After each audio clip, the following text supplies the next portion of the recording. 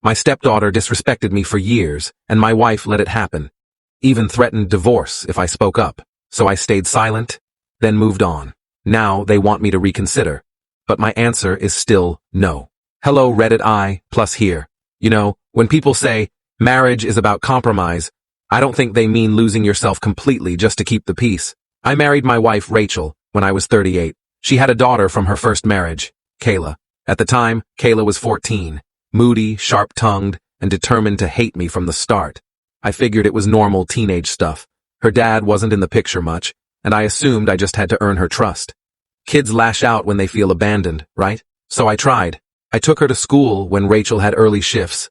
I helped her with math homework, even though it was way over my head half the time.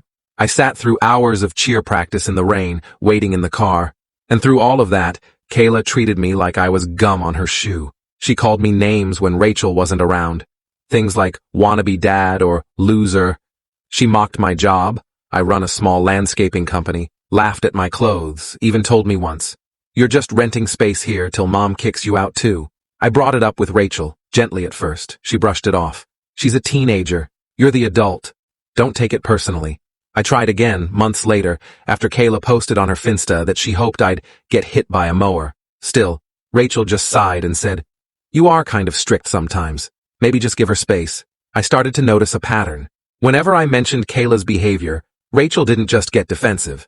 She got threatening.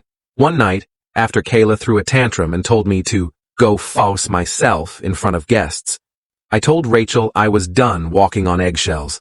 I expected her to back me up. Instead, she looked me dead in the eye and said, "If you make me choose between you and my daughter, I will always choose her." That was when I learned the pecking order. So I shut up. For years, I swallowed every insult. I let Kayla walk all over me because I didn't want to lose my wife. I told myself it would get better. She'd grow out of it. We'd have a breakthrough. I even went to therapy, alone, because Rachel refused.